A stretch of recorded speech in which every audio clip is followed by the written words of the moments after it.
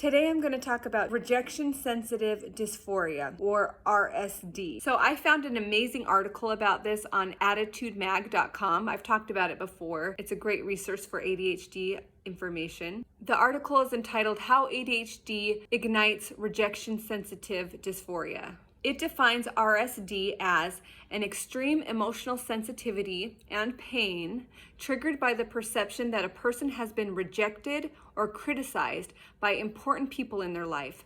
It may also be triggered by a sense of falling short, failing to meet their own high standards of others' expectations. So studies have found that almost 100% of people with ADHD have rejection sensitivity. So if you have ADHD, most likely you're going to really identify with the things I'm going to talk about concerning rejection sensitivity. It happens when we feel rejected in any way or criticized in any way from people we really admire or love, feeling like we've let someone down. We feel absolutely crushed, emotionally just tanked. It's a devastating feeling. I saw this in my dad when he knew he made a mistake and he was criticized by others for it. He would just be devastated, and it could put him into a depression for days, even weeks at a time. I definitely recognize RSD in myself as well. I am really sensitive, and when I know I've let someone down or someone criticizes me or is mad at me for something, I feel so low. I feel so bad, and the reaction is really extreme. I've also noticed it as a parent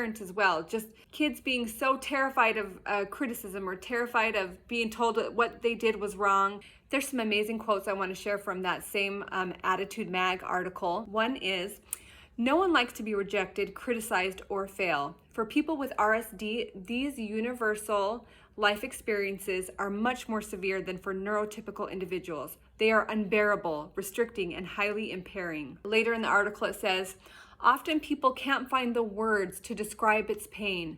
They say it's intense, awful, terrible, overwhelming. It is always triggered by the perceived or real loss of approval, love, or respect." The article goes on to explain how different people deal with RSD. I thought it was really interesting reading about this. So number one, it says, some people become people pleasers. They scan every person they meet to figure out what that person admires or praises. Then they present that false self to others. Often this becomes such a dominating goal that they forget what they actually wanted from their own lives. They're too busy making sure other people aren't displeased with them. So to deal with this horrible fear of being rejected or criticized, some ADHD people can go to great lengths of becoming people pleasers so as to avoid any rejection or criticism, just morphing into what they think other people want from them. Number two, the article says people stop trying. If there's the slightest possibility that a person might try something new and fail or fall short in front of anyone else, it becomes too painful or too risky to make the effort. These bright, capable people avoid any activities that are anxiety-provoking and end up giving up things like dating, applying for jobs, or speaking up in public, both socially and professionally. So in this case, people are so terrified of rejection or failing or being criticized that they won't even try. They'll just give up completely. I think I have seen this in my life from people who I love. It is heartbreaking. Because here's the thing. People with ADHD, we do make lots of mistakes, and we do get rejected a lot, and we do get criticized a lot. And we know that it's for many times for good reason, because we really do make these mistakes. So I think that a lot of people just say, no, I am so sick of being rejected. I'm not even going to try. I'm going to hide in a hole and not put myself out there anymore. I don't know. I just want to tell people who feel like they fit into that category where they're done trying to not give up on yourself, not give up on your dreams, not give up on your aspirations. And the thing is, criticism, failure, rejection are going to happen, probably more to an ADHD person than a non-ADHD person. So we have to be resilient and move past those fears and accomplish our goals despite that. And the last way they say people cope is to use the pain of RSD to find adaptations and overachieve. They constantly work to be the best at what they do and strive for idolized perfection. Sometimes they are driven to be above reproach. They lead admirable lives, but at what cost? Wow. I feel like in different situations of my life, I identify with each one of those coping mechanisms. I definitely, especially in the past, have been a people pleaser. I'm trying to be less like that and be okay with telling people no, with being true to myself, despite if it's going to make someone angry or disappoint somebody, and trying to be okay with that. There's definitely been times in life where I've wanted to just give up and not even try because I know that I'm going to get criticism or I'm going to make lots of mistakes. I have felt those feelings before and can really empathize with anyone going through that. And then the overachieving coping mechanism. I've mentioned before how I'm a perfectionist. I think this might be part of the reason why I'm a perfectionist because, growing up I was criticized a lot and rejected a lot. And it even says in this article how childhood trauma can make your RSD worse. Because I think when you become criticized so much, you want to be so good and so perfect and overachieve in everything so that you never have to make a mistake again. But that's just unrealistic. Like the question asked, at what cost? We can't be that hard on ourselves. But here's the hard thing. When you have ADHD, the people around you may be hard on you, really hard on you your whole life. So it's really hard to not be hard on yourself when you have been getting negative feedback your whole life.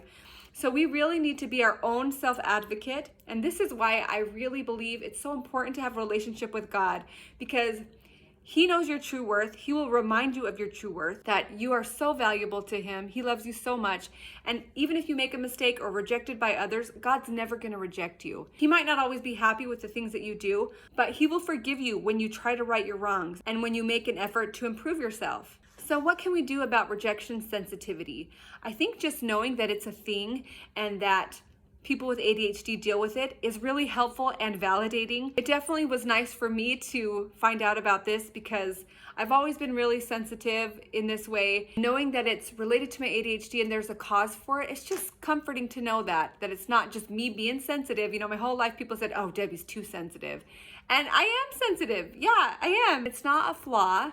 It doesn't mean I'm a bad person. It's just a fact, and it's something that I can learn to deal with in a healthy way. I think it also helps us in dealing with our loved ones who have rejection sensitivity, just knowing that they are sensitive to criticism and rejection and how they can feel so low and so down on themselves. It's good to know that so that we can reassure them. ADHD people need a lot of assurance. It's a really common theme for us to doubt ourselves. I think our greatest fear as people with RSD and ADHD is that we will make a mistake so great that we won't be forgiven, that we will be cast off, and that people won't give us any more chances. I think that's our greatest fear. So make sure to remind your ADHD loved ones that they won't be thrown away when they make a mistake, that your love for them is unconditional. Acknowledging mistakes is important. We need to do that for our ADHD loved ones. At the same time, lots of assurance, lots of love. And if we don't have anyone like that in our lives to give us those assurances, to tell us that we're loved despite our mistakes, we need to give that to ourselves. We need to have some self-love. Talk to yourself positively and tell yourself you're still a good person. You have good intentions, even if you made this mistake. And always remember that no matter what people might do, God will never cast you away. And even when we fail, His love is there. And He will encourage us to pick ourselves up, dust ourselves off, and try again. I really hope this has been helpful talking about rejection sensitive dysphoria. I really appreciate you listening, and I hope to see you next time.